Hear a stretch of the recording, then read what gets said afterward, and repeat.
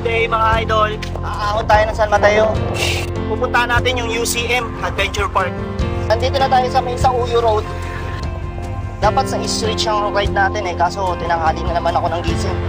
6:30 AM na, kaya dito muna tayo sa mas malapit. Nandito na tayo sa Batasan Road. Approaching na tayo ng Lusong. Ito na yung pinakamasarap na parte papuntang Timberland or San Mateo.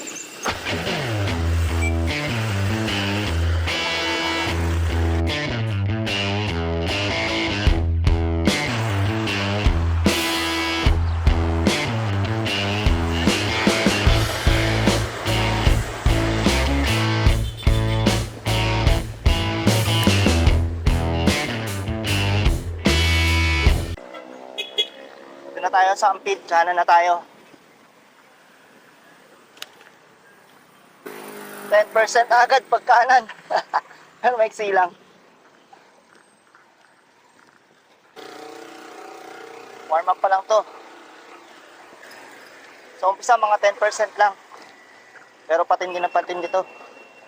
Kasi nahalata sa camera pero sa personal nyo titignan to. Patindi. 15% agad oh.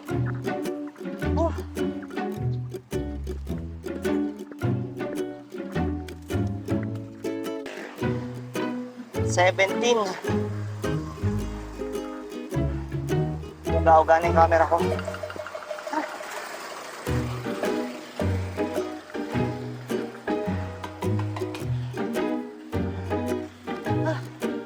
18. Wow.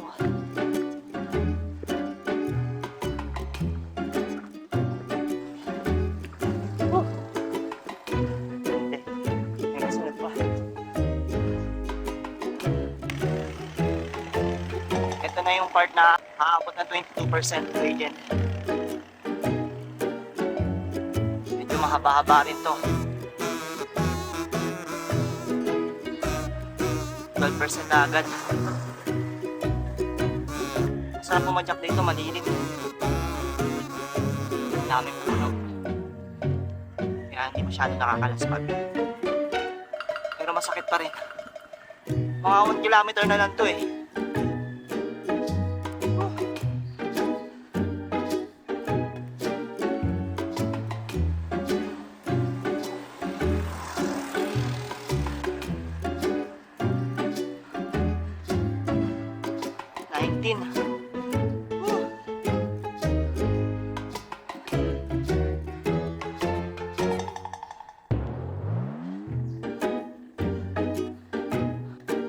Recovery doon.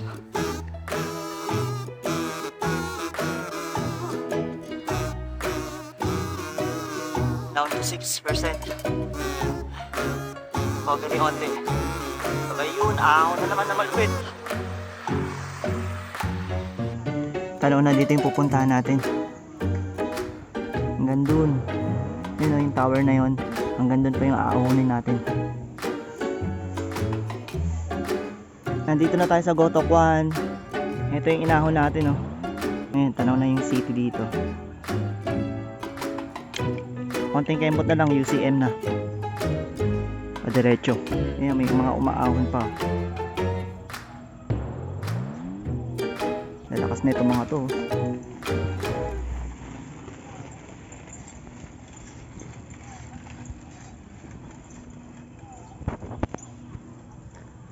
Hindi naman patag yung ahon. Sa mga nakaahon na dito at sa Timberland Wall 1, ano mas challenging na ahon para sa inyo? Pa-comment naman guys. Sa Wall 1 kasi umaabot ng 16 to 18%, pero dire-diretso yun ang ahon. Pero dito naman umaabot ng 18 to 22%. Pero may mga recovery naman. Nandito na tayo sa UCM Adventure Park. Yun.